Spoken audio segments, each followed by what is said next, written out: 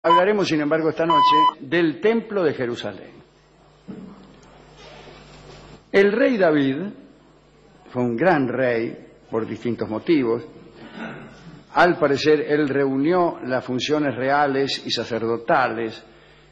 Él creó una capital nacional y religiosa, que fue Jerusalén. Y a pesar de su maldad ocasional, David era un hombre de profundo sentimiento religioso y también tenía cualidades artísticas. Según la tradición, era músico, poeta y salmista. Además, sus resultados militares no tuvieron igual en la historia de los judíos.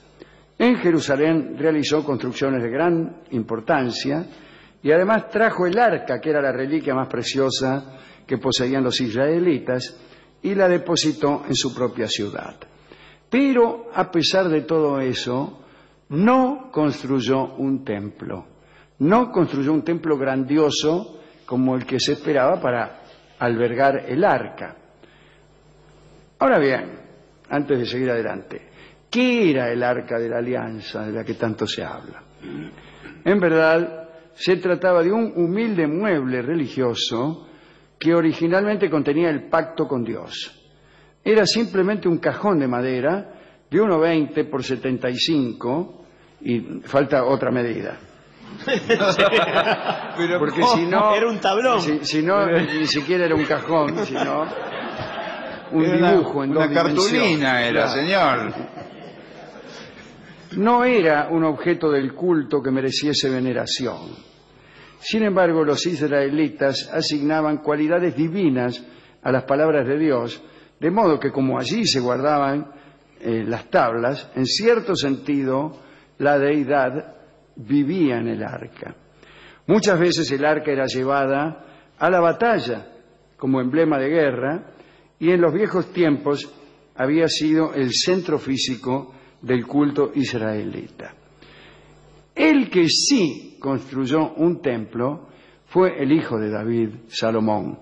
Ya hemos hablado de él. Era un hombre bien distinto a su padre, un hombre secular, más que religioso. En realidad, se convirtió en un monarca del cercano Oriente.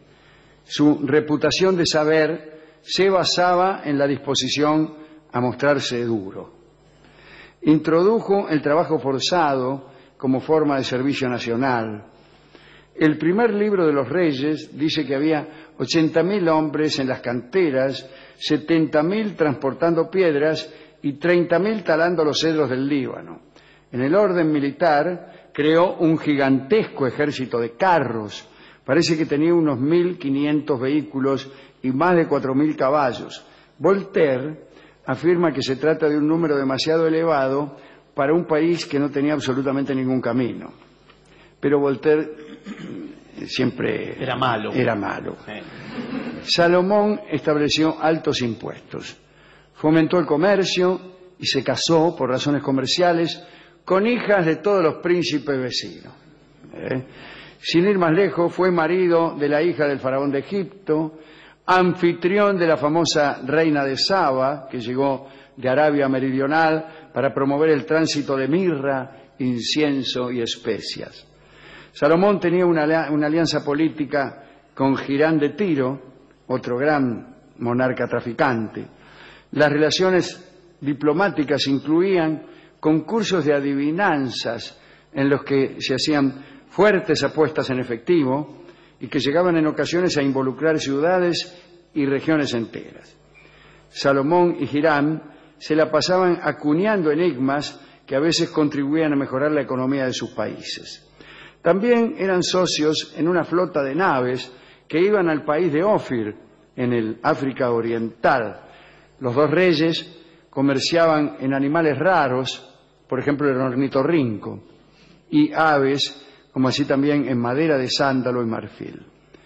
Este hombre, vendedor de armas, poeta y administrador, mejor dicho, de una justicia que se complacía en el capricho y en la paradoja, fue el que construyó el templo.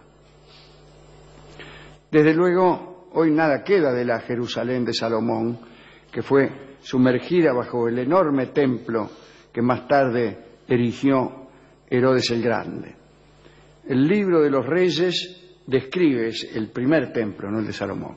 Tenía 3 alas, cada una de 10 metros de ancho, un salón santo de unos 20 metros de longitud y el Sancta Sanctorum, un cuadrado de 10 metros de lado. Es que era mantenido completamente a oscuras, como ocurría con los santuarios de los templos egipcios, ¿no?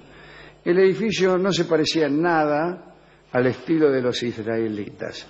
Los albañiles y los artesanos habían sido traídos desde Fenicia. 2 pilares de bronce, cada uno de 12 metros de altura, protegían un altar revestido de oro. La madera de cedro cubría el piso y los muros. En el Sancta Sanctorum estaban las reliquias del culto de la antigua religión de Yahvé, el arca de la alianza, el cayado de Moisés, la vara de Aarón, el jarro de maná y el almohadón sobre el cual descansó la cabeza de Jacob cuando tuvo su sueño de la escalera. Pero para la época de la caída de Jerusalén, en 587 a.C., todas esas cosas ya habían desaparecido hacía mucho tiempo. Salomón aprovechó el templo para promover una reforma religiosa orientada hacia el absolutismo real, en cuyo marco el rey controlaba el único santuario donde podía venerarse a Dios, el único. El templo de Salomón fue demolido, junto con gran parte de la ciudad, por las tropas de Nabucodonosor. Y parece que junto con los príncipes, los hombres fuertes y artesanos y guerreros, como bien sabemos, fueron llevados por las tropas de Nabucodonosor a Babilonia, y solo quedaron en la vieja Jerusalén los más pobres del país. Algunos judíos, como el profeta Jeremías, dieron en pensar que la resistencia era inútil, puesto que la destrucción de Jerusalén era la voluntad de Dios, y Nabucodonosor vendría a ser para Jeremías simplemente un agente de esa voluntad. Cuando la ciudad cayó, el profeta Jeremías fue obligado a instalarse del lado opuesto de la frontera egipcia, donde continuó denunciando los pecados que habían acarreado la ira del Señor. El templo de Jerusalén fue edificado nuevamente por Herodes el Grande, un rey que fue al mismo tiempo un político brillante, estadista sabio y lúcido, pero también sanguinario, supersticioso, ingenuo y un poco loco. Es nada menos que el gestor de la degollación de los inocentes. Es evidente que Herodes se atuvo al modelo de Salomón para construir el templo. Su objetivo fue perpetuar su memoria con una construcción colosal, ¿no? Y ya venía con gastos grandiosos de interés público e incluso inauditos actos de beneficencia. Fundó y construyó la ciudad nueva de Cesarea, que era un puerto cercano a Jerusalén, pero que daba al mar, ¿no? Esta ciudad tenía un anfiteatro donde se celebraban juegos cada 4 años y una gigantesca figura de César, que según dice Flavio Josefo, que era un judío pero ciudadano romano que escribió mucho y fue contemporáneo, ¿no? Según dice Flavio Josefo, aquella gigantesca figura de César no era inferior al Júpiter olímpico, una de las 7 maravillas. En el año 22 a.C., Herodes convocó a una asamblea nacional y anunció la obra de su vida, la reconstrucción del templo. Para ello hubo que demoler lo poco que quedaba del templo de Salomón, y a construir el templo nuevo exigió 46 años. Y los artesanos continuaron completando las decoraciones y todavía seguían en eso cuando el ejército romano arrasó toda Jerusalén en el año 70, o sea, mucho después. Para alcanzar los efectos grandiosos que él deseaba, Herodes duplicó la extensión del monte del templo. Había muros de sostén, puentes, portones, a los que se accedía por rampas y escaleras. El santuario estaba a mucho mayor altura que el de Salomón y era mucho más grande. La piedra utilizada era excepcionalmente blanca y brillaba con destellos de oro a la luz del sol. La prodigiosa plataforma tenía una extensión de 17 hectáreas y media y 1.600 metros de perímetro. Las columnas corintias tenían 9 metros de altura y eran tan gruesas que 3 hombres con brazos extendidos apenas si podían abarcarlas. Los peregrinos llegaban por centenares de miles durante las fiestas. El patio exterior estaba abierto a todos y en sus puertas y claustros los cambistas de dinero cambiaban monedas de todo el mundo por los ciclos santos que se usaban para pagar las tasas del templo. Y estos hombres, estos cambistas, fueron los que provocaron la furia de Jesús, que los expulsó del templo. Los sacrificios normales eran 2 corderos al alba y otros 2 al atardecer. Los coristas cantaban acompañados por una orquesta. Cada año se consumían 2.700 kilos de incienso. Durante las peregrinaciones, cada peregrino ofrecía por lo menos un sacrificio individual, de modo que miles y miles de animales debían ser muertos en lapsos muy breves. Los judíos de todos los rincones de la diáspora aportaban dinero y vajilla, y el lugar se convirtió en depósito de toda la riqueza judía.